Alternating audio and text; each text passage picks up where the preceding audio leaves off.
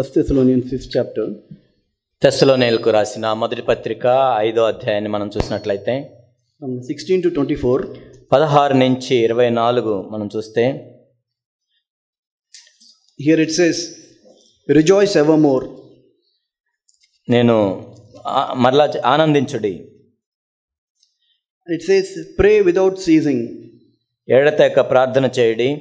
In everything give thanks. ప్రతి విషయమునందును కృతజ్ఞతాస్తుతులు చెల్లించుడి. For this is the will of God in Christ Jesus concerning you. ఇలాగ చేయుట యేసుక్రీస్తునందు మీ విషయంలో దేవుని చిత్తము. It says, quench not the spirit. ఆత్మను ఆర్పకుడి. Despise not prophesying. ప్రవచించుటను నిర్లక్ష్యము చేయకుడి. Prove all things. Hold fast to that which is good. సమస్తమును పరీక్షించి మేలైన దాన్ని చేపట్టుడి. Abstain from all appearance of evil. ప్రతి విధమైన కీడుకును దూరముగా ఉండుడి. And it says, and the very God of peace sanctify you wholly.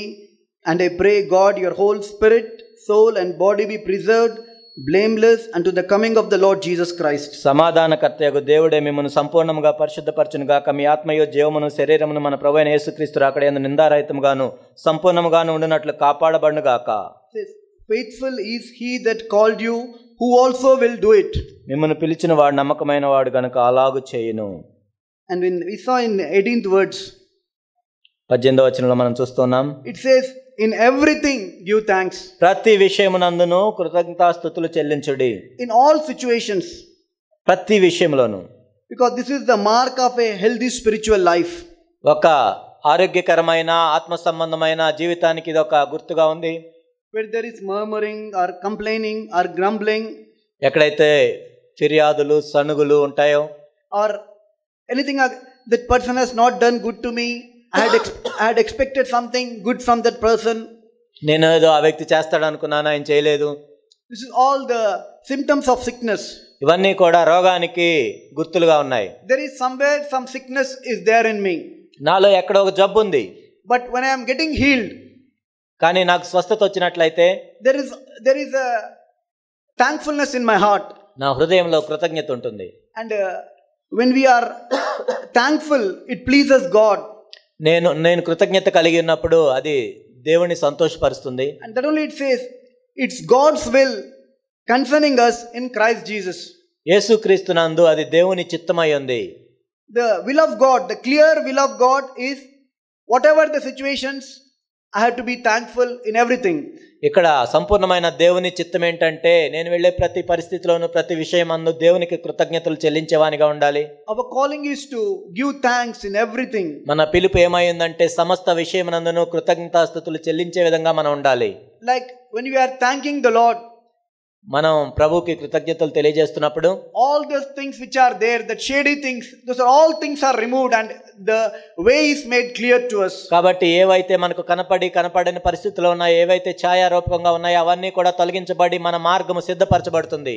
The way is prepared for us before. దేవుడు మన మార్గాన్ని మన ముందుగా సిద్ధపరుస్తాడు. And we see again in Ephesians 5th chapter 18 to 20.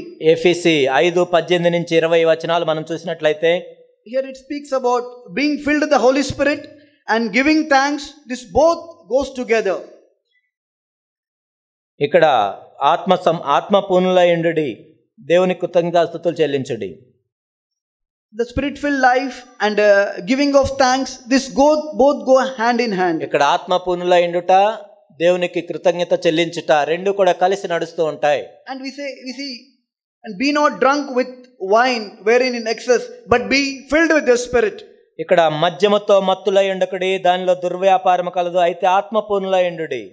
God's word encourages always be filled with the Spirit. ఎప్పుడు కూడా ఆత్మతో నింపబడి ఉండాలి మనం.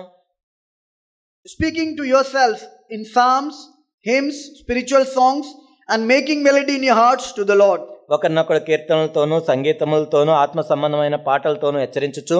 Again in 20th words, giving thanks always for all things unto God and the Father in the name of our Lord Jesus Christ. మన ప్రభువైన యేసుక్రీస్తు పేరిట సమస్తమును గూర్చి తండ్రి అయిన దేవునికి ఎల్లప్పుడూ కృతజ్ఞతాస్తుతులు చెల్లించుచు క్రీస్తునందలి భయముతో ఒకరికొకరు లోబడి ఉండుడి. And the mark of the new covenant life is giving thanks always in all things. That is the faith. ఇక్కడ క్రొత్త నిబంధన యొక్క జీవితానికి గుర్తు ఏంటంటే విశ్వాసం కలిగి సమస్త విషయమును బట్టి మనం కృతజ్ఞతలు చెల్లించవలసిన వారంగా ఉన్నాం. In the name of the Lord Jesus, because we are in Christ. యేసుక్రీస్తు నామములో మనం దేవునికి కృతజ్ఞతలు చెల్లించాలి, ఎందుకంటే మనం క్రీస్తులో ఉన్నాం కాబట్టి. See in Luke 17 chapter 12 to 19th words. లూకా సువార్త 17:12 నుండి 19 వచనాలు మనం చూసినట్లయితే, and we see here Jesus entered a certain village. ఇక్కడ యేసుక్రీస్తు ప్రభువారు ఒక గ్రామంలోనికి ప్రవేశించారు. And he met him 10 men. They were lepers which stood very far.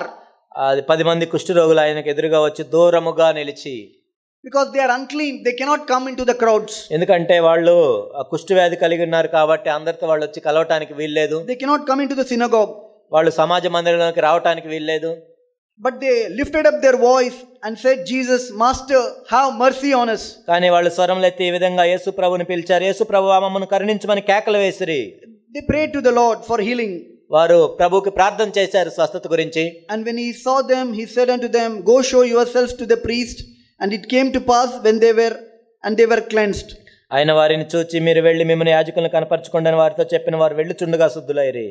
And we see, and one of them, when he saw that he was healed, he took a turn back and with a loud voice glorified God. వారిలో ఒకడు తనకు స్వస్థత కలుగుట చూచి గొప్ప శబ్దముతో దేవుని మహింపరచుచు తిరిగి వచ్చి ఆయన కృతజ్ఞతాస్తుతులు చెల్లించుచు ఆయన పాదముల యొద్ద సాగిలపడెను. And he says, and he fell down on his face at his feet, giving him thanks, and he said he was a Samaritan. వాడు సమరయుడు.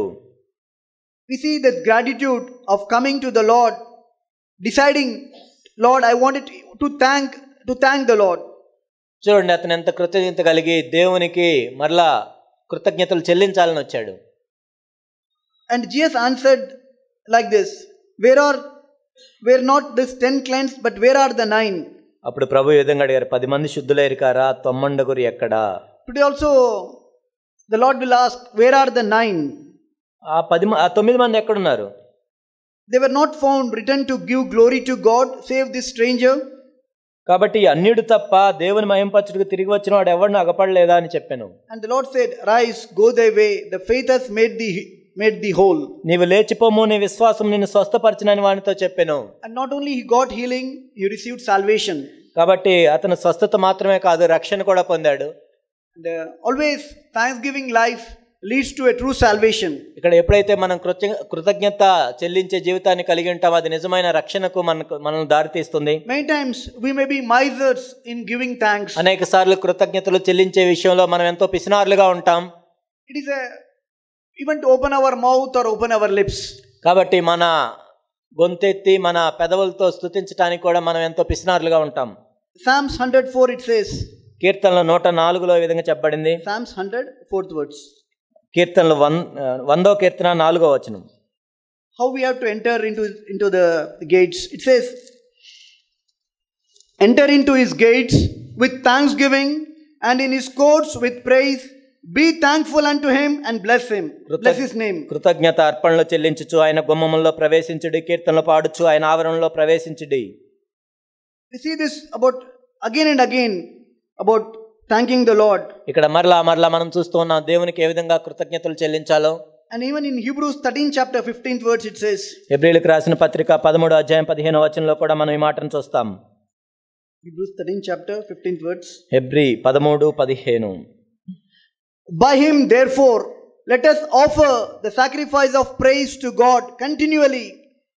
That is the fruit of our lips, giving thanks to his name. కాబట్టి ఆయన ద్వారా మనం దేవునికి ఎల్లప్పుడూ స్తుతి యాగము చేయదుము, అనగా ఆయన నామమును ఒప్పుకొనుచు జిహ్వా ఫలము అర్పించుదుము. Lord, help us this year. Make us men and women who have the spirit of thankfulness. ఓ ప్రభువా, మేము కృతజ్ఞత కలిగిన ఆత్మతో ఉండునట్లు ఈ సంవత్సరం మాకు సహాయం చేయండి. అటువంటి వారుగా మేము ఉండటానికి సహాయం చేయండి ప్రభువా. And thankful to each other. ఒకరి ఎడల ఒకరం కూడా మేము కృతజ్ఞత కలిగి ఉండటానికి సహాయపడండి. Where we work out our salvation really with fear and trembling. కాబట్టి భయముతోను వణుకుతోను మేము మా సొంత రక్షణ కొనసాగించుకోవటానికి సహాయం చేయండి. Because God's word says, it is God which worketh in us both to will and to do his good pleasure. కాబట్టి మనం ఇచ్ఛించుటకును కార్యసిద్ధి కలుగజేసుకుంటకును మనలో పనిచేయుచున్న దేవుణ్ణి. That is the reason God first says, do all things without murmuring, without complaining, do all things. సణుగులు ఫిర్యాదులు లేకుండా సమస్త విషయంలోనూ మనం దేవునికి కృతజ్ఞతలు చెల్లించవలసిన వారంగా ఉన్నాం. So that we may be a blameless, harmless sons of God, without rebuke in the midst of crooked and perverse nation. కాబట్టి మనం నిర్దోషులుగా నిందారహితులుగా ఈ వక్ర జనము మధ్య మనం సాక్షులుగా ఉండాలి. Because we are called to shine as the light. ఎందుకంటే మనం జ్యోతుల వలె వెలగాలి. We work out our salvation like we are filling the water pots only with water. కాబట్టి మనం ఒక కుండలు ఉన్నట్లయితే నీటి కుండలు నీటితోనే నింపుతాం. But we wait on God. God turns that water into wine. కానీ ఆ నీటిని ద్రాక్షరసంగా మార్చే దేవుడు మాత్రమే. We cannot turn the water into wine. It's not possible in our hands. ఆ నీటిని ద్రాక్షరసంగా మనం చేయలేం. But God, He is the one who works in our lives. కానీ మన జీవితాల్లో పనిచేసేది దేవుడు మాత్రమే. And the main theme of the new covenant is God wanted to work in our lives. కాబట్టి క్రొత్త నిబంధనలో దేవుడు చేసేది ఏంటంటే దేవుడు మన జీవితాల్లో ఆయనే పనిచేస్తాడు. In Moses' time, the law was written on the stone tablets outside. మోషే కాలంలో మనం చూసినట్లయితే ఆ ధర్మశాస్త్రం అనేది ఆ రాళ్ల మీద రాయబడి ఉంది. It is always said, "Thou shalt do this, thou shalt do that." నువ్వు అది చేయాలి, ఇది చేయవలెను అని ఉంటుంది. For us, it is the law is written upon our hearts by the finger of the Holy Spirit. కానీ మనకైతే పరిశుద్ధాత్మ యొక్క చేతి కొనంతో మన హృదయాల్లో రాయబడ్డాయి దేవుని యొక్క ధర్మశాస్త్రం. For the Old Testament people, like God was a master to them. పాత నిబంధనలో మనం చూసినట్లయితే దేవుడు వారికి యజమానుడిగా ఉన్నాడు. And they were all faithful servants. వాళ్ళందరూ కూడా ఎంత నమ్మకమైన పరిచారకులుగా ఉన్నారు. You have to do this, and by this time you have to finish this. కాబట్టి నువ్వు ఇది చేయాలి, ఈ సమయానికి ఇది ముగించాలి. That was we see that in Exodus 20, thou shalt do this, thou shalt do this. నిర్గమకాండం 20వ అధ్యాయంలో మనం చూస్తాం నువ్వు ఇది చేయాలి, అది చేయాలి, ఇది చేయాలి. But for us, this master, he is our father. కానీ ఇప్పుడైతే మనకేంటంటే ఆ యజమానుడే మన తండ్రి కూడా అయ్యాడు. He wanted to teach us. ఆయన మనకు చెప్పడానికి సిద్ధంగా ఉన్నాడు. He says, I am ready to help you. మీకు సహాయం చేయడానికి నేను సిద్ధంగా ఉన్నాను. Anytime you can call me. ఏ సమయంలో అయినా నన్ను పిలవచ్చు. Because he is a father. ఎందుకంటే ఆయన మన తండ్రి అయి ఉన్నాడు. He's not looking into the mistakes. మనం చేసే తప్పులను మాత్రమే ఆయన చూసేవాడు కాదు. But he's waiting always to help us. మనకి ఎప్పుడు సహాయం చేద్దామా అని ఆయన వేచి ఉండేవాడు. That is the reason the theme in the new covenant is I will do it for you. కాబట్టి నేను మీలో చేస్తాను అని కొత్త నిబంధనలో చెప్తున్నాడు దేవుడు. Everyone who is defeated, weary, tired of his own life. ప్రతి ఒక్కరు కూడా వాళ్ళ జీవితంలో విసిగి వేసారిపోయారు, ఓడిపోయారు. For them the Lord says, I will do it in your life. అటువంటి వారి కోసం దేవుడు ఏం చెప్తున్నాడు అంటే నేను చేస్తాను మీ జీవితంలో. By the power of his Holy Spirit. పరిశుద్ధాత్మ యొక్క శక్తి ద్వారా. See a few words like what God wanted to do in us. దేవుడు మనలో ఏం చేయగలడో మనం చూద్దాం. In Ezekiel 36:25 to 27. Ezekiel 36. This is his promises what he wanted to do in us. దేవుడు మనలో ఏం చేయగోరుతున్నాడో మనం చూద్దాం. Ezekiel 36 from 25 to 27. 25 నుంచి 27. Here he says, then I will sprinkle clean water upon you and you shall be clean. From all your filthiness, from all your idols will I cleanse you. 36:25 నుంచి మనం చూసినట్లయితే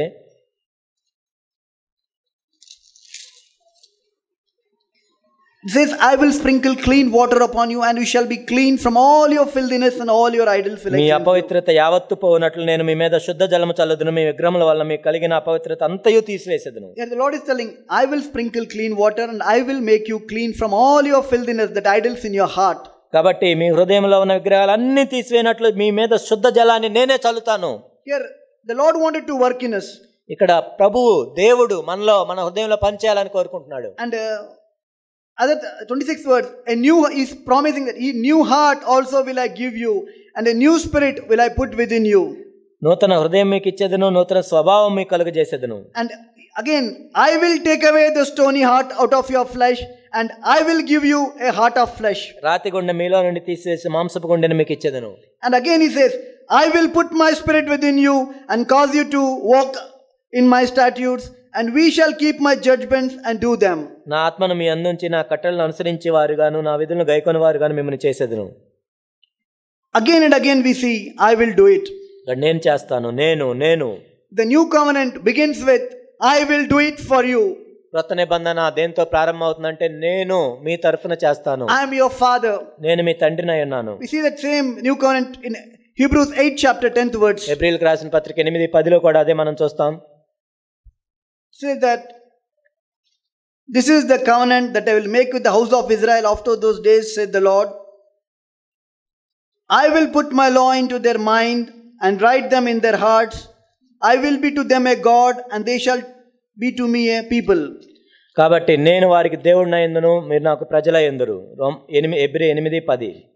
Again here, I will put my law into their mind and write them upon their hearts. వారి మనస్సుల్లో నా ధర్మ విధులను ఉంచెదను, వారి హృదయాల మీద వాటిని వ్రాయుదును. For the Old Testament people, it was on the stone tablets. పాత నిబంధనలు అయితే రాతి పలకల మీద దేవుని యొక్క ఆజ్ఞలు రాయబడ్డాయి. But for us, the Lord, if we allow, the Lord will write it upon our hearts, upon our minds. ఇప్పుడు మనం అనుమతించినట్లయితే దేవుడు మన మనసులో రాస్తాడు, మన హృదయంలో రాస్తాడు.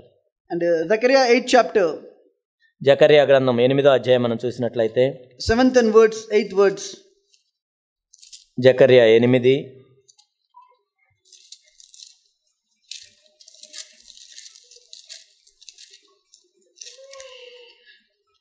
7th and 8th words. జకర్యా 8:7-8 వచనం. Here it says, thus said the Lord of hosts, behold, I will save my people from the east country and from the west country, and I will bring them, and they shall dwell in the midst of Jerusalem, and they shall be my people, and I will be their God in truth, in righteousness. సైన్యములకు అధిపతి యెహోవా సెలవిచ్చిందేమనగా, తూర్పు దేశంలో నుండి పడమటి దేశంలో నుండి నేను నా జనులను రక్షించి యెరూషలేములో నివసించుటకే వారిని తోడుకొని వచ్చేదను. వారు నా జనులయ్యుందురు, నేను వారికి దేవుడినయ్యుందును. ఇది నీతి సత్యములను బట్టి జరుగును. Here the new covenant days where he wanted us to work in us. కొత్త నిబంధనలో ఏంటంటే దేవుడు మనలో పనిచేయాలని కోరుకుంటున్నాడు. Only when two people agree, then only it is a contract. కాబట్టి ఇద్దరు అనుమతిస్తేనే అది ఒక అంగీకారం అవుతుంది, నిబంధన అవుతుంది. Really, we can be thankful to the Lord. కాబట్టి దీన్ని బట్టి మనం దేవునికి కృతజ్ఞత కలిగి ఉండొచ్చు. Lord, you are more eager to work in me. ఓ ప్రభా, నీవు నాలో పనిచేయటానికి ఎంతో ఉత్సాహంగా ఉన్నావు ప్రభా. But we have to come to an end of our lives. కానీ మన సొంత జీవితానికి మనం చివరికి రావాలి. Where there is no confidence in our own flesh. మన సొంత శరీరం మీద మనకు ఎటువంటి నమ్మకం ఉండకూడదు. Where we allow only God to work in us and through us. కాబట్టి దేవుడే మనలో పనిచేయాలి, దేవుడే మన ద్వారా పనిచేయాలి. We can really thank the Lord today. కాబట్టి మనం దీన్ని బట్టి దేవునికి వందనాలు చెల్లించవచ్చు. We can today take time. మనం సమయం తీసుకోవచ్చు ఈరోజు. For the church, for our brothers, sisters. సంఘాన్ని బట్టి, సహోదరులను బట్టి, సహోదరీలను బట్టి. For the jobs, what you are doing. మనం చేసే ఉద్యోగాలను బట్టి. For all the good things He have done to us. దేవుడు మన జీవితంలో చేసిన ప్రతి మేలైన దాన్ని బట్టి. He is faithful. ఆయన ఎంతో నమ్మదగిన వాడు. He wanted to work in us.